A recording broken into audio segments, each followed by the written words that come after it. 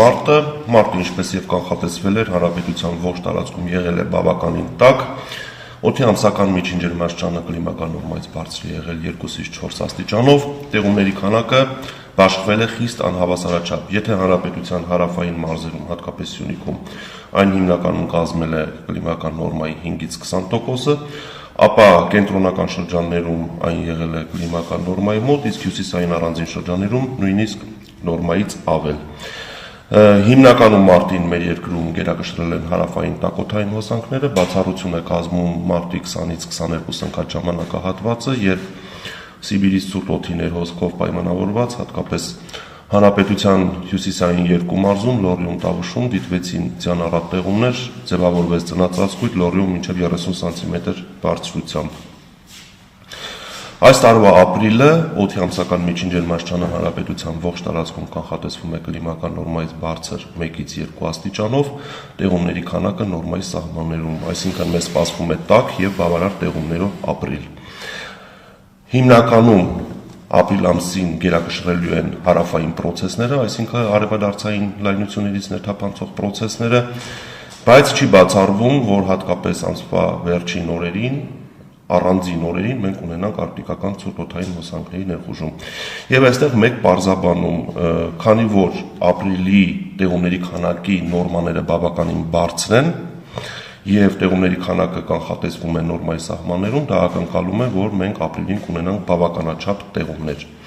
Հիմա ես ուզում եմ ներկայացնել այն առավելագույն եւ նվազագույն ջերմաստիճանները, որոնք ամսվա ընթացքում կդիտվեն հանրապետության տարածքում արևադարձային եւ արկտիկական ցուրտ օդային հոսանքների ներթափանցման դեպքում։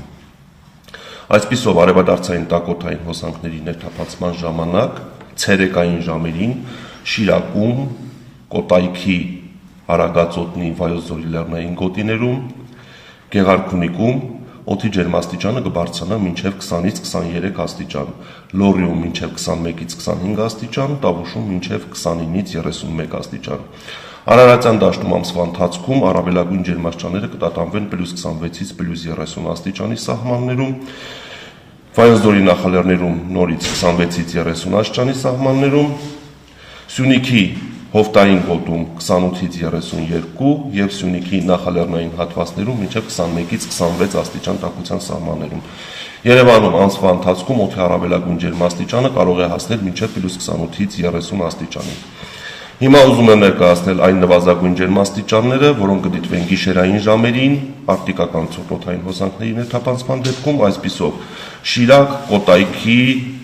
Արագածոտնի, Վայոց ձորի լեռնային գոտիներ, Գեղարքունիք, Սյունիքի լեռնային շրջաններ գիշերային ժամերին արկտիկական ցուրտ օդի ներհոսքի դեպքում հնարավոր է ջերմաստիճանի անկում մինչև -6-ից -10 աստիճան, Լոռիում մինչև -2-ից -5 աստիճան,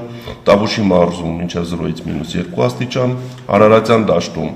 բացասական ջերմաստիճաններ ուրախություն մեզ ամսվա ընթացքում չեն կանխատեսվում եւ նվազագույն ջերմաստիճանը ընդամենը սպասվում է 0-ից 3 աստիճան,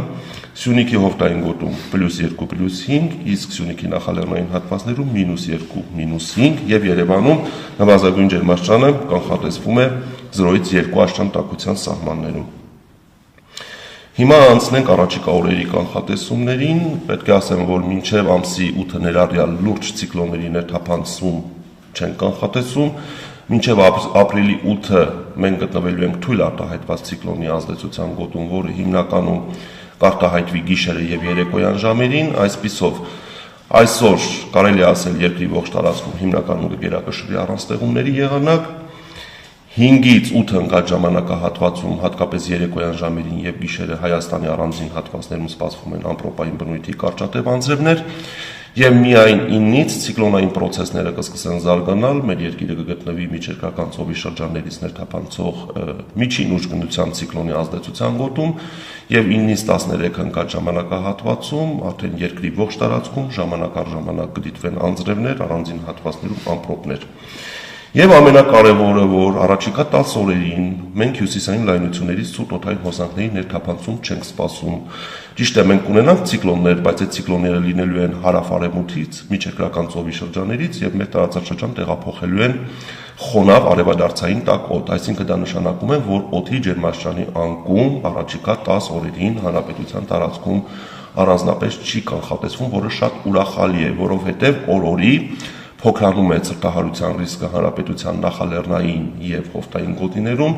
եւ այս պահի վերլուծությունների արդյունքում այս պահի գնահատմամբ